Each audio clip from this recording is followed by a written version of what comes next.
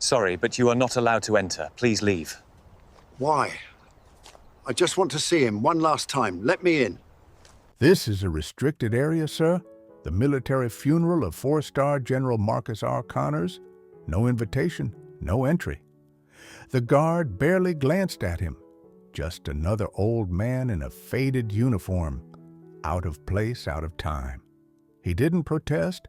He just stood quietly holding a wilted flower. Inside, the gate cameras flashed. Shiny metals gleamed. Flags were raised in honor of a national hero. No one noticed the man outside. No one except the general, who halted the entire ceremony just to come out and greet him. Welcome to Grateful Stories, where we share tales of compassion and kindness. Let's uncover what really happened that day. The sky over Quantico, Virginia, was a soft gray, making everything feel so still and peaceful. It was early fall, and the trees along the hills were just starting to turn that golden yellow. A gentle breeze rustled the American flags lining the road to the cemetery gate, their edges whispering like soft echoes. Inside the National Cemetery, hundreds of military officials, soldiers, and dignitaries had gathered, all in crisp uniforms, polished shoes, and solemn faces. This wasn't just any burial. It was the funeral of General Marcus R. Connors, the 4-star general who commanded U.S. Special Operations across continents. He'd been awarded every honor our country could give, and his state funeral drew crowds fit for the highest of heroes. Security was tight. Names were double-checked. IDs sparkled under the scanners. No one got in without permission, not even retired officers, not even old veterans, not even Walter Reed. Far off to the side of the gate under the rising sun stood a man. His shoulders slumped a bit. His uniform was old but neatly pressed. The deep green fabric had faded to a grayish hue over the years, and the brass buttons had lost their shine. But the seams were straight, his boots were polished, and his cap sat just right. Walter Reed wore no medals, just a unit patch on his shoulder, and in his hand he held a carefully wrapped white lily. That morning, he'd taken the 5 a.m. bus from Rowan Oak, transferred in Richmond, and finished the last leg on a local route that dropped him off 3/4 of a mile from the entrance. He hadn't asked for a ride. He hadn't called ahead. He just came to say goodbye. Franklin slowly approached the gate, one step at a time, then another, until the security officer, a young sergeant in a blue uniform, stepped forward. "I'm sorry, sir. This area is restricted to private funeral services. Do you have a license?" Franklin blinked. His eyes were pale blue, slightly cloudy at the edges, but steady. "No," he said softly. "I just came to pay my respects." The guard frowned. "We have a list of authorized visitors. Are you family?" Franklin shook his head. "I served with him," he said simply. "A long time ago." The soldier looked at his wrinkled hands, his old shoes, and his lily. "I'm sorry, sir. Without identification, we cannot let you in." Franklin did not object, did not speak, did not protest. He just nodded and stepped aside, standing near the outer wall. He just nodded and stepped aside, standing near the outer wall. And there he stood, the wind tugging at his sleeves. He didn't move. Inside, the ceremony had begun. Rows of generals, foreign officials, the Secretary of Defense flags being folded, bagpipes playing, and distant rifle volleys. But outside the gate, Walter Reed stood alone, the flower trembling slightly in his hand. Not angry, not bitter, just waiting. He had no idea that behind the security fence, someone had noticed. Colonel Thomas Grant, one of General Connor's former aides, spotted the man through the bars. First, he noticed the uniform, then the shoulder patch, a Vietnam unit insignia from the Scout Battalion Ghost Company, a group that hadn't officially existed for over 50 years. Logan frowned and leaned in closer. His eyes narrowed. It couldn't be. But there he was, Walter Reed, the man his commander had said saved his life twice. Logan turned to the four-star general standing by the casket. "Sir," he whispered. "He's here." The general turned. Hayes. And in that moment, everything stopped. General Douglas Barrett didn't hesitate. He handed over his ceremonial sword, adjusted his jacket, and strode purposefully toward the gate. The honor guard paused. The musician stopped. Even the crowd seemed to hold its breath as the general reached the cemetery's outer edge and opened the gate himself. He stepped out. Franklin, who hadn't moved in over half an hour, looked up in surprise. General Thurman stopped just 3 feet away and stood at attention. Then, in front of everyone, the press, the soldiers, the politicians, he saluted with a sharp, precise motion reserved for equals. "Sir," the general said, his voice full of emotion, "we're waiting for you." Franklin blinked, looking puzzled. "Waiting for me?" Franklin blinked, looking puzzled. "You didn't have to do this," but the general cut in. "You didn't have to do this," but the general cut in. "With all due respect, Mr. Hayes, yes, I did." He turned and gestured for assistance, extending his hand. The colonel stepped forward with a polished wooden box, and before the silent crowd, the general handed it directly to Franklin. The ashes of General Henry Wittmann. "General Connors wanted you to bring him home," the general said to his brother-in-arms, "to the men who were never mentioned in the headlines, but saved lives no one ever knew about." Franklin stared down at the box. His hands trembled. "I thought they'd forgotten," he said gently. The general's voice caught. "We haven't forgotten."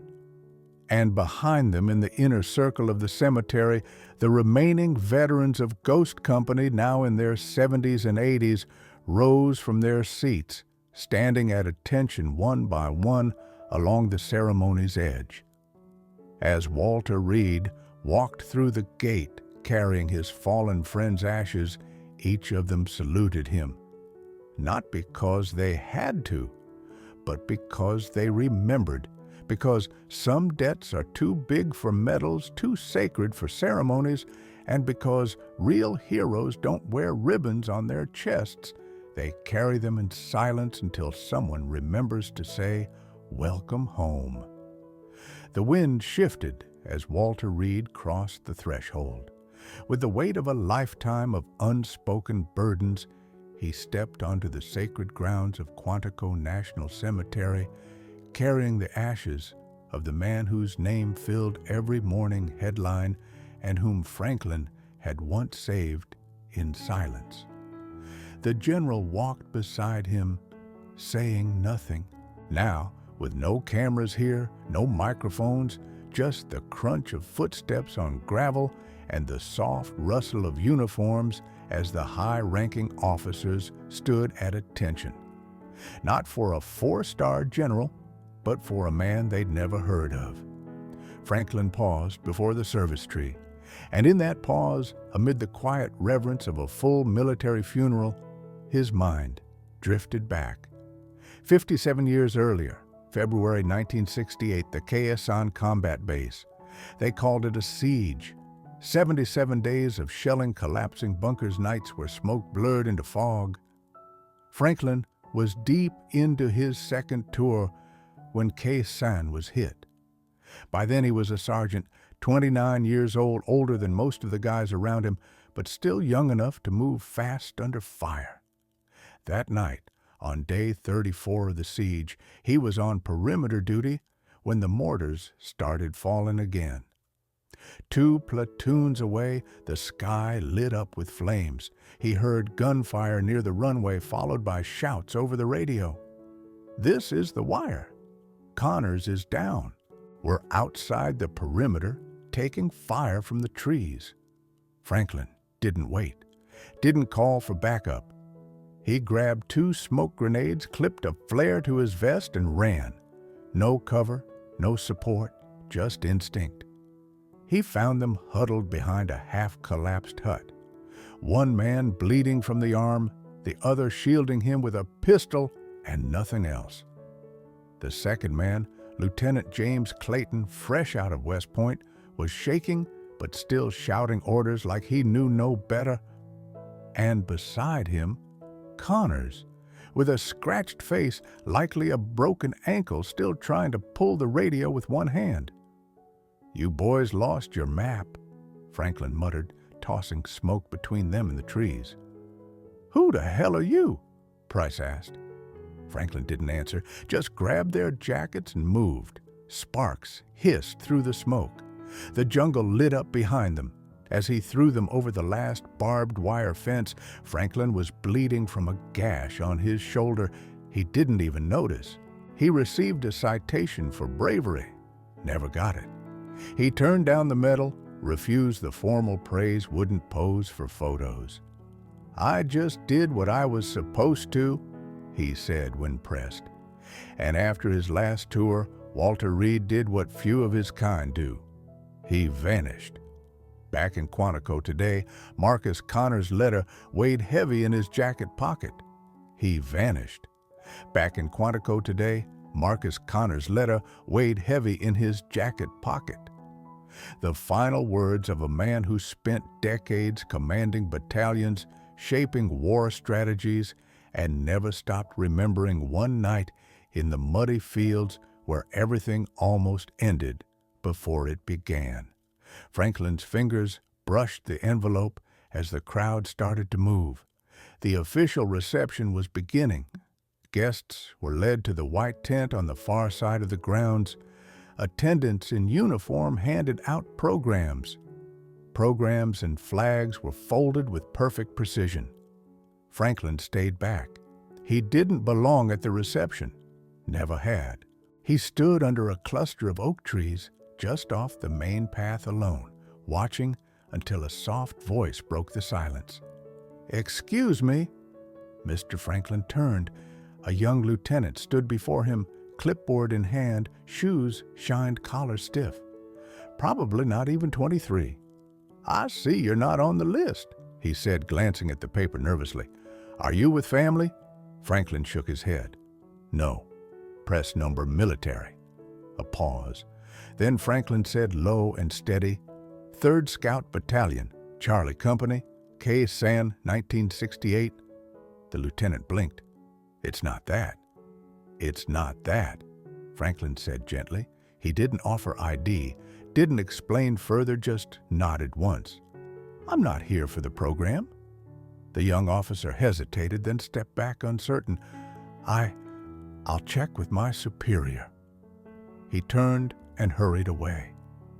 Franklin exhaled and gazed toward the horizon, toward the flags waving beyond the marble columns. The urns still rested on their stands under the trees, untouched, waiting. Across the field, another officer had witnessed the exchange. A captain in his 40s with steady eyes and a star on his chest. He'd noticed the man in the faded green jacket standing alone, and also noticed General James Clayton glancing that way twice. The captain moved quickly, approaching the young lieutenant and speaking quietly. "What's going on?" "There's an older man near the oak tree. He says he served in the scouts at K. San, but he's not on any list." The captain turned to look, recognizing the face before he even glanced. He said nothing. He just headed straight for the command tent. 10 minutes later, a ripple went through the reception area, starting with whispers from the tent flaps. Then a stir from security. Then an unmistakable shift in posture from the highest-ranking officers present. Because the 4-star general stepped out of the tent, not from the back, unescorted. He walked calmly, deliberately down the central aisle alone. He wasn't heading for the reception. He was going toward the gate, toward the man in the faded uniform. Franklin didn't move as the figure approached, but something in the air had changed. Whispers broke out among the guests. Some lifted phones, hesitating. Others simply stood unsure, and then General James Clayton removed his gloves and saluted in one clean motion to the man who once carried him through fire. The wind carried a stillness through the cemetery, the kind that made you lower your voice without thinking, the kind that wrapped around your shoulders like an invisible weight. Under the tall oaks of Quantico, the crowd had begun to settle. Chairs filled with high-ranking officers, rows of dress uniforms lined in symmetry, families seated front and center, faces solemn, some with dark glasses to hide the tears. The casket had not yet arrived at the platform. Everything waited, and at the far edge of it all, near the gates that separated the world of ceremony from the world of silence, Walter Reed stood alone. Still, the flower long wilted in his hand, the envelope from Connors now folded inside the inner pocket of his jacket, close to the heart he'd guarded for over half a century. He didn't expect anything more. He wasn't waiting for recognition. He just stood there, a living relic in a forgotten uniform. And then the silence broke. A low, steady hum began from afar. It was engines from large vehicles turning heads. Security tightened. Then through the trees, a procession appeared. 3 military vehicles, matte black, with official emblems and escort flags waving from the corners. And in the middle, a long, polished, ceremonial limousine, the entire crowd rising as the vehicles rolled across the grass, slow and precise, stopping right before the main procession. The driver's door opened first. Then, with a practiced motion, the rear passenger door swung wide and General Andrew L. stepped out. Price, not in standard attire, but in full ceremonial uniform. Deep blue with gold trim white gloves and a sword at his side. He wore no sunglasses, no forced formality, just focus and intent. Journalists adjusted their cameras. The crowd instinctively made way, but General Price didn't head for the casket. He didn't glance at the podium. He didn't take his place at the front. Instead, without a word, he turned on his heel and stepped out of formation, straight across the green lawn toward the gate toward Franklin. Whispers spread like wind through the dry grass. Who is that? Where's he going? Why isn't he staying? But the questions faded as they saw what happened next. Price reached the gate, stopped, and with a graceful motion removed his white gloves. Then slowly and deliberately he raised his hand to his temple and saluted. To a man standing outside the gate, to a man in a uniform no one remembered. To Walter Reed, the salute held true. And as his arm came down, Price took one step forward, then another, until he faced the man who had saved him 54 years ago. They didn't speak right away. The general's voice, when it came, was low, unwavering. "I told Marcus I'd find you," he said. He never stopped looking.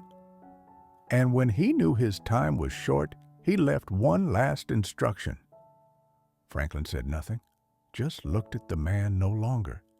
The young lieutenant crawling through the jungle mud, but one who'd carried a different burden since. Price nodded toward the vehicles.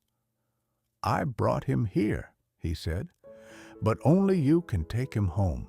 He signaled to an aide who approached with a polished wooden box containing the urn of ashes, General Marcus Connor's remains, and before the witnesses of the nation's leaders, the Secretary of Defense and half of the Pentagon, General James Clayton, handed the ashes to Walter Reed.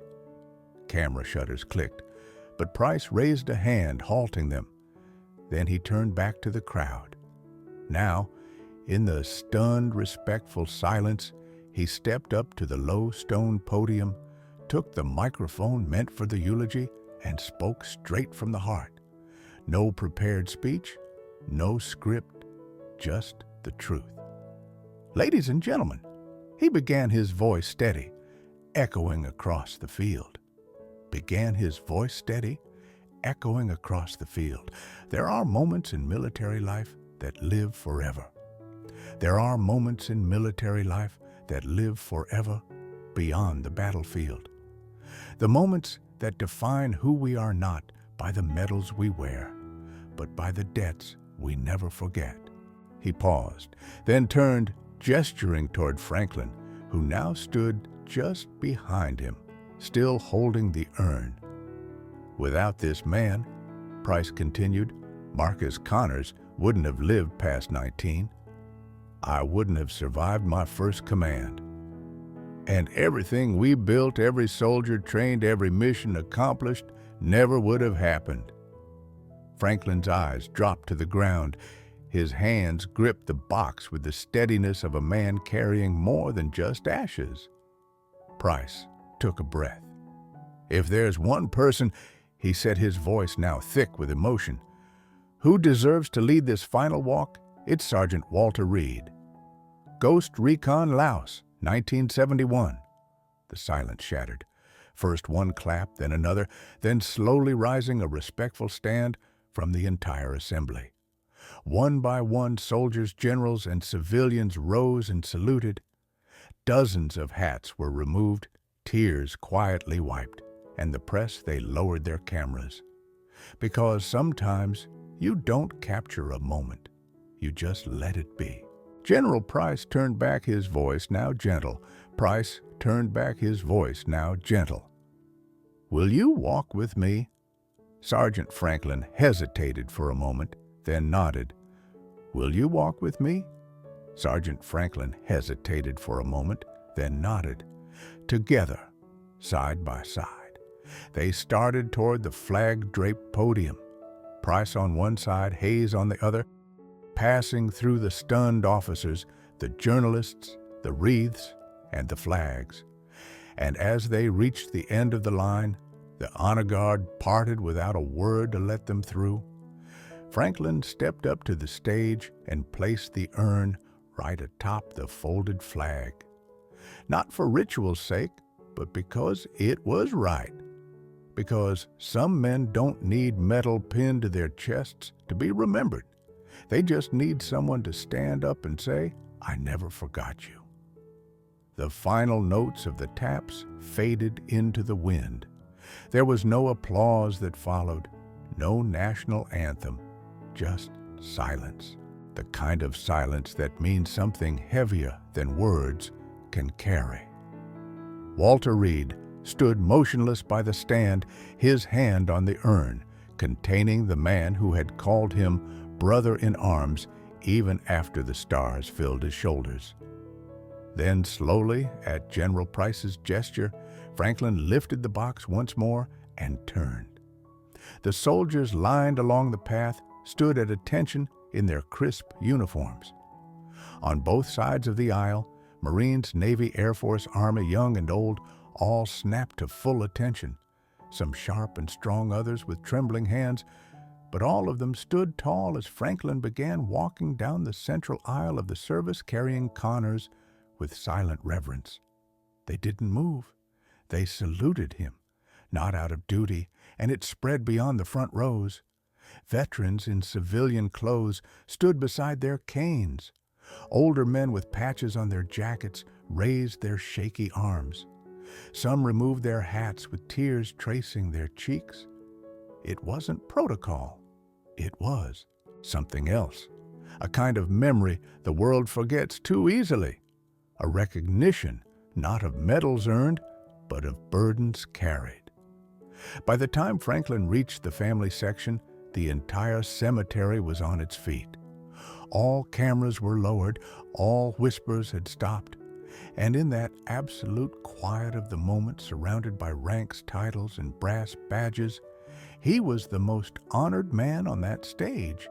He didn't bow his head, didn't cry, He just took one step at a time, the final steps of a journey that began in the mud of Laos and ended at the heart of a grateful nation.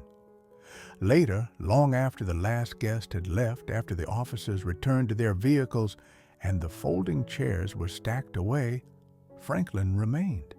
He stood beneath the tall oaks by the house where the ashes had been laid to rest, beside a simple plaque, General Marcus R. Brother Commander and friend of Walter Reed. He knelt down slowly, the stiffness in his knees reminding him that time doesn't stop. He lit a small incense stick, the one he carried in his pocket.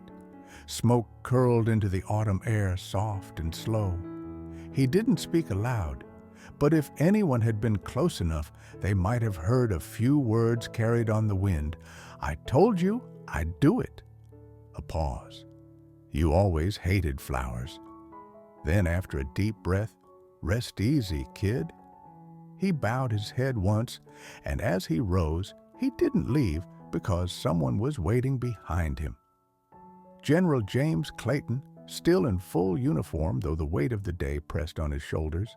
He held out a small handwritten envelope, its edges yellowed with time. Franklin looked at it cautiously. Price's voice dropped. "It was in Walter Reed file." "He left instructions to give it to you only at the grave."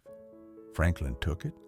The paper cracked under his fingers as he opened it. Inside was a note, and it read as if it had taken years to write.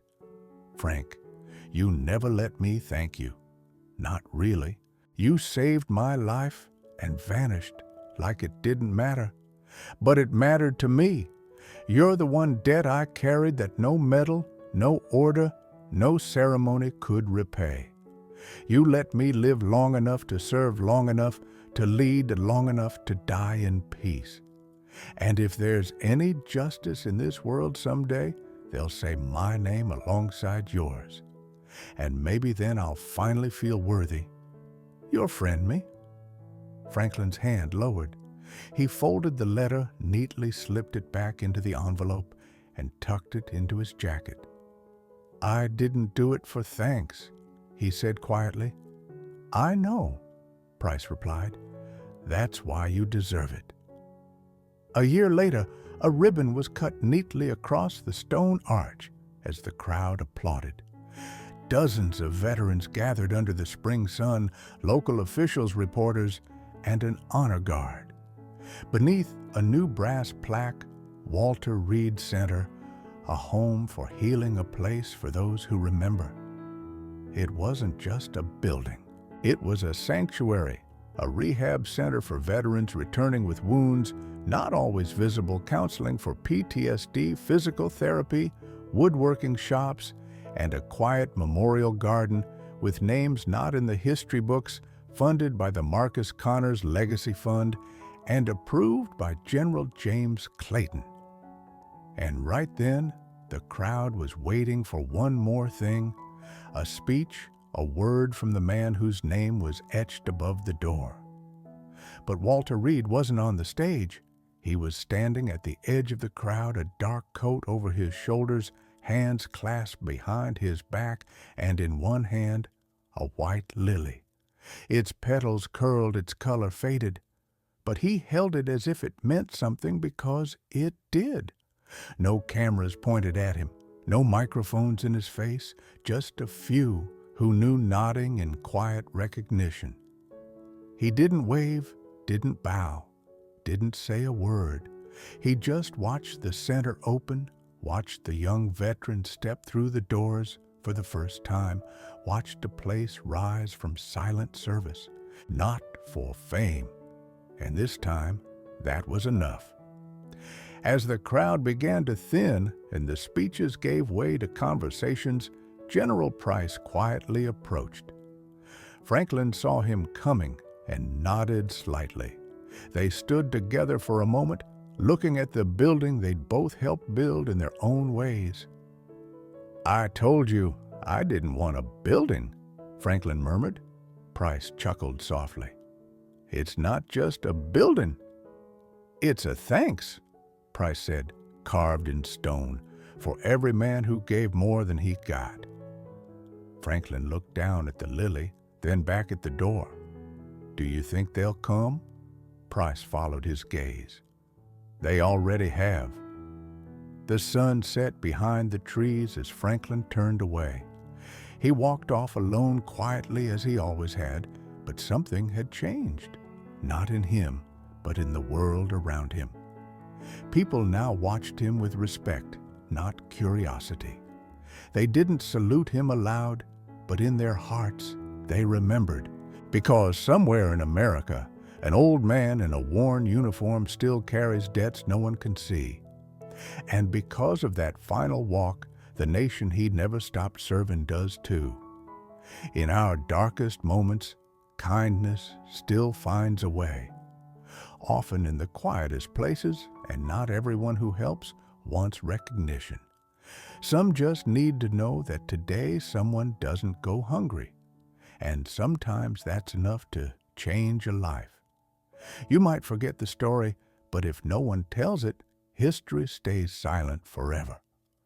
Subscribe to Grateful Stories, where justice is honored, kindness is remembered, and no silent act of heroism is ever lost.